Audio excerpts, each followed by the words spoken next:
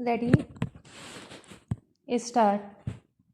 यह सही है कि देश में भूख की समस्या का सामना करने में सरकार ने अपनी ओर से कोई कसर नहीं छोड़ी है और ज़रूरतमंद लोगों तक अनाज पहुंचाने की कोशिश कर रही है। इसके बावजूद यह भी छिपा नहीं है कि आज भी देश में ऐसे बहुत सारे लोग हैं जिन्हें अपनी भूख मिटाने के लिए कई स्तरों पर जद्दोजहद से गुजरना पड़ता है। शायद यही वजह है कि सुप्रीम कोर्ट ने मंगलवार को एक याचिका पर सुनवाई के दौरान साफ लहजे में कहा कि यह हमारी संस्कृति है कि किसी को भी भूखा नहीं सोना चाहिए। अदालत ने कहा कि यह सुनिश्चित करना केंद्र सरकार की जिम्मेदारी है कि राष्ट्रीय खाद्य सुरक्षा कानून के तहत खाद्यान्न अंतिम व्यक्ति तक पहुँचे।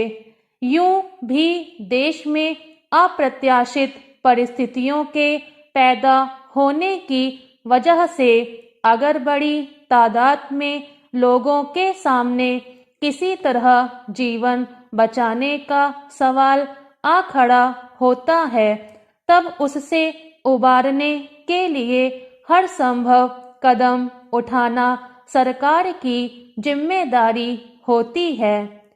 इसलिए अगर रोजी रोटी की समस्या गहराती जा रही है तो स्वाभाविक ही सरकार का यह दायित्व बनता है कि वह इससे पार पाने के रास्ते निकाले।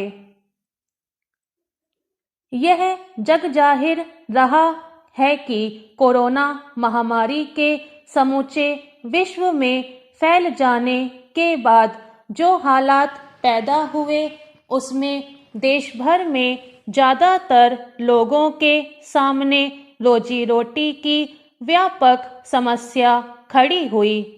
खास तौर पर जो प्रवासी श्रमिक अपने अपने घरों से सैकड़ों या हजारों किलोमीटर दूर कहीं मजदूरी या दिहाड़ी करके अपना गुजारा कर रहे थे, उनके लिए पूर्णबंदी किसी त्रासदी से कम नहीं थी। अचानक ही हर तरफ सभी तरह के कामकाज और गतिविधियों पर पाबंदी की वजह से सब कुछ ठहर गया था।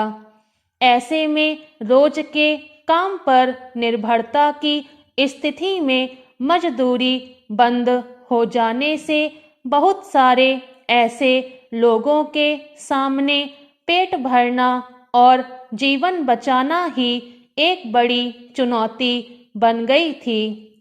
लेकिन ऐसे मुश्किल समय में केंद्र सरकार ने सबको मुफ्त अनाज मुहैया कराने का महत्वाकांक्षी कार्यक्रम चलाया और उससे बड़ी तादाद में लोगों को राहत मिली। आज भी जरूरतमंद तबकों को खाद्यान्न देने को लेकर सरकार अपनी ओर से गंभीर दिखती है। यह सुप्रीम कोर्ट ने भी माना है। लेकिन यह भी तथ्य है कि इसी बीच दुनिया भर में भुखमरी की बढ़ती समस्या की चपेट में हमारा देश भी आया है।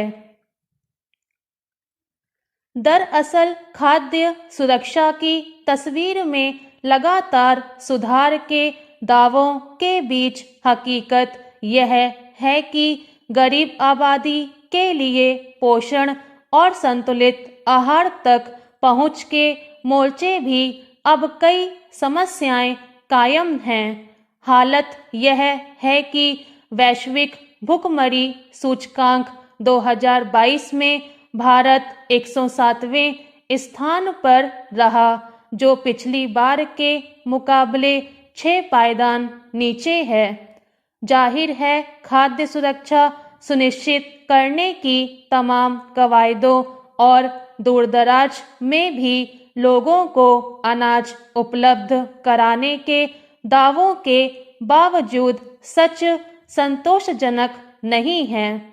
दूसरी ओर यह अपने आप में एक बड़ी विडंबना है कि अनाज की पैदावार और जरूरत से ज़्यादा उपलब्धता के दावों के बरकस भूखे पेट सोने वालों की तादाद में और बढ़ोतरी हो गई है और इस समस्या को खत्म करने के मामले में कोई उल्लेखनीय सुधार नहीं हो रहा है।